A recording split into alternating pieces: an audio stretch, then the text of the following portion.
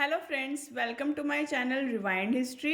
पिछली क्लासेस में हम लोगों ने सिंधु घाटी सभ्यता यानी कि इंडस वैली सिविलाइजेशन की शुरुआत की थी और ये देखा था कि सिंधु घाटी सभ्यता का नामकरण किस प्रकार से हुआ और विद्वानों ने किस प्रकार से, क्या कारण रहे कि इसका नामकरण भिन्न भिन्न विद्वानों द्वारा भिन्न भिन्न तरीके से किया गया।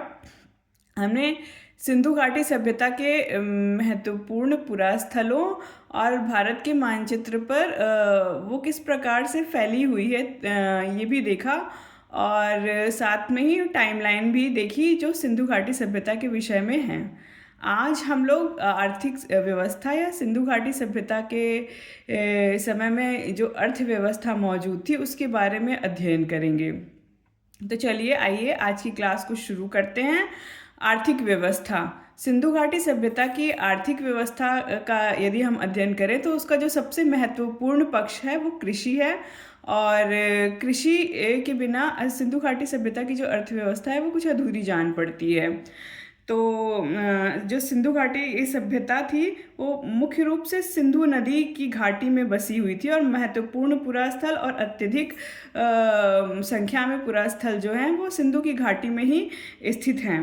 सिंधु निवासियों के जीवन का मुख्य उद्यम कृषि कर्म था और सिंधु घाटी की भूमि अत्यंत उपजाऊ थी।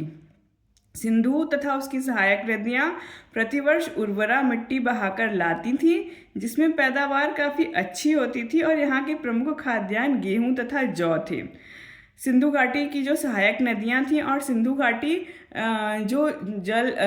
जो मिट्टी बहाकर लाती थी वो काफ़ी उपजाऊ थी और इस सिंधु घाटी सभ्यता के लोगों के लिए और उनकी कृषि के लिए ये बहुत उपयोगी सिद्ध हुई क्योंकि इसमें उन्होंने जो कुछ भी कृषि की उसकी उपज उन्हें अच्छी मिली। हमें सिंधु घाटी सभ्यता के कृषि के विषय में जो प्रमाण प्राप्त हुए हैं विभिन्न पुरास्थलों से, आइए अब उनके बारे में चर्चा करेंगे। तो जुते हुए खेत के प्रमाण हमें कालीबंगा से मिलते हैं। कालीबंगा ये साइट राजस्थान में स्थित है और यहाँ से हमें मिश्रित कृषि और ग्रिड पैटर्न का प्रमाण मिलता है। मिश्रित कृषि और ग्रिड पैटर्न दोनों एक आधुनिक तरीके हैं कृषि के जो कि हमें सिंधु घाटी सभ्यता में ही देखने को मिलता है। और हल की मृण मूर्ति हमें हरियाणा से प्राप्त हुई है। हरियाणा में जो साइट है बनावली वहाँ से मिलती है। इससे पता चलता है कि वो खेती के लिए हल का प्रयोग करते होंगे। नहरों के प्रमाण भी हमें मिलते हैं। नहरों का प्रमाण शोरतुगई से मिलता है जो अफगानिस्तान में स्थित है। नहरों के प्रमाण से हमें ये पता चलता है कि सिंधु घाटी की सभ्यता के लोग कृषि कर्म के लिए सिर्फ बारिश या मौसम पर निर्भर नहीं करते थे, जबकि उन्होंने जल प्रबंधन के लिए नहरों का उपयोग किया और नहरें बनाई जो कि एक प्लान्ड वे में कृषि करने का तरीका था। न सिर्फ नहरें बल्कि जलाशय और कुओं के द्वारा भी वो सिंचाई करते थे और सिर्फ मौसम या बारिश पर उनकी कृषि निर्भर नहीं करती थी। इसके प्रमाण हमें अनेकों पुरास्थलों से मिलते हैं। जैसे शोरतुगई से तो हमें नहरों का प्रमाण मिला ही है। जलाशयों का प्रमाण हमें धौलावीरा से मिला है और ये धौलावीरा से मिले जलाशय जो है वो उन्नत कोटि के हैं जो कि जल प्रबंधन के अच्छे साक्ष्य प्रस्तुत करते हैं। इसके अतिरिक्त सिंधु घाटी सभ्यता में हमें मोहनजोदड़ो से अवतल चक्कियाँ प्राप्त हुई हैं जिससे पता चलता है कि जब अनाज की पैदावार होती थी उसे अपने योग्य बनाने के लिए वे चक्कियों का प्रयोग करते थे जो कि सालान पत्थरों से बनी हुई होती थी। अब कुओं के प्रमाण भी हमें मिले हैं सिंधु घाटी सभ्यता के संदर्भ में और कुओं का सिंचाई के लिए यूज़ किया जाता था उस समय। मोहनजोदड़ो से लगभग 700 कुएं मिले हैं। हड़प्पा स्थलों से गेहूं, जौ, सफ़ेद चना, तिल और बाजरे के दाने मिले हैं जिसे थर्मोल्यूमिनेसेंस प्रक्रिया से तिथिक्रम जानने हेतु उपयोग किया। अब थर्मोल्यूमिनेसेंस प्रक्रिया जो है वो जले हुए अनाज के दानों से जब हम डेटिंग करने की कोशिश करते हैं किसी काल की तो उस प्रक्रिया को थर्मोल्यूमिनेसेंस प्रक्रिया कहते हैं। तो इस प्रक्रिया के आधार पर जब हम सिंधु घाटी सभ्यता से मिले अनाज के दानों की डेटिंग करते हैं तो हमें सिंधु घाटी सभ्यता का तिथिक्रम को जानने में मदद मिलती है। तो इस प्रकार साक्ष्यों को देखते हुए हमें ये लगता है या हम इस परिणाम पर पहुंचते हैं कि सिंधु घाटी सभ्यता की कृषि उन्नत थी और उपजाऊ भूमि होने के कारण उनकी कृषि और उनके प्रबंधन के कारण उनकी कृषि एक अच्छी कंडीशन में रही होगी और वो अर्थव्यवस्था में एक निश्चित रूप से एक बड़े पैमाने पर कंट्रीब्यूट करती होगी। चलिए आइए अब पशुपालन के बारे में देखते हैं। सैंधव मृदभांडों मुहरों पर की गई चित्रकारी तथा प्राप्त जीवाश्मों के आधार पर हम उनके पालतू पशु पक्षियों के विषय में अनुमान लगा सकते हैं। कुबड़दार वृषभ मुहरों पर बहुतायत में मिलता है और नेस्दी नाम का एक स्थल है जिसको विद्वानों के अनुसार पशुपालकों का केंद्र समझा गया है। पशु जो हैं वो दो प्रयोजन के लिए पाले जाते थे या उनका दो प्रयोजन समझ में आता है साक्ष्यों को देखने के बाद। एक धार्मिक महत्व और दूसरा भोजन के लिए। धार्मिक महत्व के लिए जिन पशुओं का प्रयोग किया गया वो उसमें कुबड़दार बैल हैं जिनका अनेकों मोहरों पे हमें साक्ष्य प्राप्त होता है। भोजन के लिए गाय भैंस बकरी भेड़ हिरन खरगोश मुर्गा बत्तख तोता आदि वे पाला करते थे। घोड़े के साक्ष्य शुरुआत में नहीं मिलते हैं लेकिन बाद में आधुनिक खोजों और अनुसंधान के परिणाम स्वरूप हमें घोड़े के भी प्रमाण मिले हैं। इसके पहले यही समझा जाता था कि घोड़ों का जो परिचय हमें मिलता था वो आर्यों के साथ मिलता था, लेकिन अद्यतन प्रमाणों के आधार पर अब हम ये भी कह सकते हैं कि सिंधु घाटी सभ्यता में घोड़ा मौजूद था और लोग घोड़े से परिचित थे। इसके हमें साक्ष्य मिलते हैं। इसके साक्ष्य हमें मृणमूर्ति हड्डी और घोड़े के जबड़े के रूप में प्राप्त हुए हैं जो लोथल सुरकोड्डा और कालीबंगन नामक पुरास्थलों से हमें प्राप्त होते हैं। हाथी, यदि हाथी की बात करें तो सिंधु घाटी सभ्यता के लोग हाथी से भी परिचित थे क्योंकि हाथी दांत के बने हुए सामान और कलात्मक वस्तुएं हमें प्राप्त होती हैं जिसमें हाथी दांत का पैमाना प्रमुख है। शिल्प तथा उद्योग।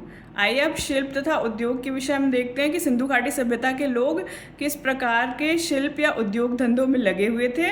तो सबसे पहला और जो सबसे महत्वपूर्ण उनका उद्योग समझ में आता है वो कपड़ा बुनना समझ में आता है क्योंकि मोहनजोदड़ो से हमें जो पुरोहित की मूर्ति मिली है उस पर तिपतिया या तिकुलिया अलंकरण हमें प्राप्त होता है जो इस बात का साक्ष्य प्रस्तुत करता है कि लोग बुनाई करते थे और बुनाई निश्चित रूप से एक महत्वपूर्ण उद्यम के रूप में रहा होगा। रंगे हुए बर्तनों को देखने से पता चलता है कि वे रंगाई करना जानते थे और निश्चित रूप से इसे वो अपने उद्योग के रूप में रखे होंगे। मिट्टी के बर्तन बनाना, खिलौने बनाना, मुद्राओं का निर्माण करना, आभूषण व गुरियों का निर्माण करना प्रमुख उद्योग धंधे थे। उन लोगों ने धातुकर्म या मेटलर्जी को भी एक महत्वपूर्ण उद्योग के रूप में स्थापित किया गया था। धातुओं को गलाना पीटना उन पर पानी चढ़ाना भी अच्छे से जानते थे। तत्कालीन समय में मिले हमें कांसे की जो वस्तुएं प्राप्त होती हैं, औजार प्राप्त होते हैं, उपकरण प्राप्त होते हैं, उनको देखकर उनकी उन्नत ये धातुकर्म व्यवस्था के बारे में पता चलता है।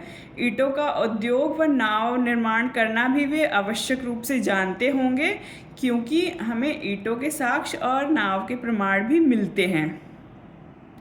अब प्रमाणों या साक्ष्यों की यदि बात करें तो मनका बनाने का कारखाना हमें चनहूदड़ों और लोथल से प्राप्त हुआ है। सेल खड़ी की मोहरे या चर्ट के बटखरे हमें चनहूदड़ों से मिलते हैं और सीप उद्योग बालाकोट और लोथल से हमें प्राप्त हुआ है। सिंधु घाटी सभ्यता में व्यापार तथा वाणिज्य के विषय में यदि बात करें तो इस समय आंतरिक व बाह्य दोनों व्यापार समुन्नत था और देश के भीतरी भागों जैसे बलूचिस्तान, राजस्थान तथा गुजरात में जानवरों पर लाद कर माल भेजा जाता था।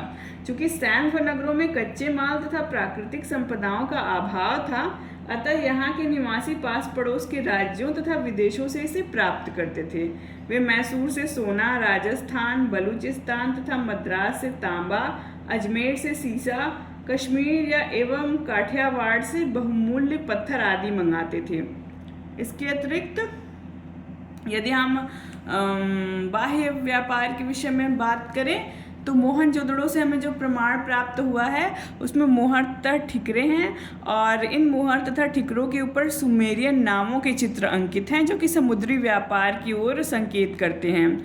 सारगोन युगीन हमें सुमेरियन लेख प्राप्त हुआ है जो व्यापार के प्रसंग में 3 स्थानों का विवरण देता है। मेलुहा, जिसका संबंध विद्वानों ने सिंध प्रदेश से लगाया है, दिलमुन जो कि बहरीन द्वीप था, और मगन जो कि बलूचिस्तान का मकरान था। इनमें मेलुहा की पहचान सिंध प्रदेश से की गई है। ज्ञात होता है कि यहाँ से उर के व्यापारी सोना, तांबा, कार्निलियन या लाजवर्द मणि, हाथी दांत की वस्तुएं, खजूर, विविध प्रकार की लकड़ियाँ, मोर पक्षी आदि प्राप्त करते थे। मेसोपोटामिया में प्रवेश के लिए प्रमुख बंदरगाह उर ही था, जहाँ सैन्य व्यापारी विविध वस्तुएं लेकर जाते थे।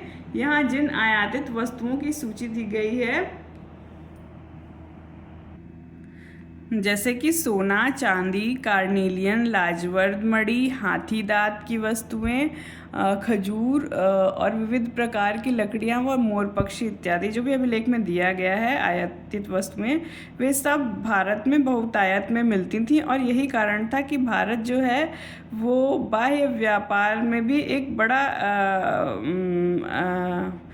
रोल था उसका, और अच्छे से वो भाग ले रहा था बाह्य व्यापार में, क्योंकि ये वस्तुएं जो थीं वो अन्य देशों द्वारा आयात की जा रही थी। तो इस प्रकार आज हम लोगों ने सिंधु घाटी सभ्यता की अर्थव्यवस्था या आर्थिक व्यवस्था के बारे में अध्ययन किया। अब अगली कक्षा में हम लोग सिंधु घाटी सभ्यता के धार्मिक व्यवस्था के विषय में अध्ययन करेंगे। तो चलिए ठीक है, आज की क्लास को यहीं पे समाप्त करते हैं, और अच्छे से पढ़ाई कीजिए। Thank you. चैनल को लाइक कीजिए, सब्सक्राइब कीजिए।